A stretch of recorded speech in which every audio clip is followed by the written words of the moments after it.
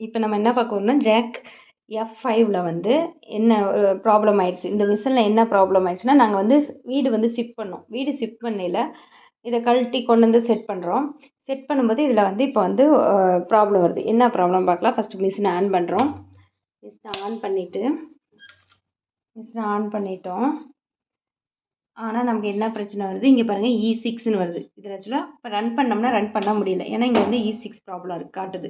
E6 problem அப்படின்னா என்னென்னா எதுக்காக வருது அப்படின்னா, இங்கே என்ன பிரச்சனைன்னு பார்த்தோம்னா, இதில் வந்து நமக்கு இந்த ஒயர் வந்து கழண்டிருக்கு பார்த்தீங்களா, இந்த ஒயர் கழண்டிருக்கிறது தான் அதில் அது காட்டுது E6 ப்ராப்ளம்னு. இந்த ஒயரை வந்து கரெக்டாக பாருங்கள், இந்த மிஷினுக்கு அடியில் சிறுவுற மாதிரி கொடுத்துருக்காங்க பாருங்கள், அதில் வந்து நம்ம ஜாயின் பண்ணிடணும். இந்த ஒயர் கழண்டுச்சுன்னா தான் இந்த ப்ராப்ளம் வரும். இதை நம்ம ஜாயின் பண்ணிவிட்டு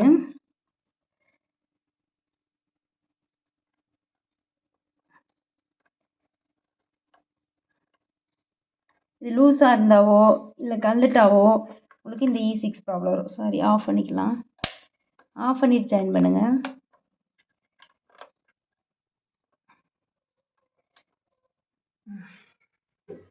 இப்போ ஆன் பண்ணி பார்க்கலாம். P- வந்துருச்சு. இனிமேட்டுக்கு ஒர்க் ஆகும் நமக்கு.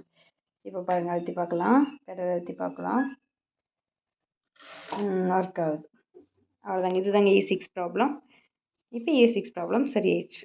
தேங்க்யூ ஃபார் வாட்சிங் திஸ் சேனல்.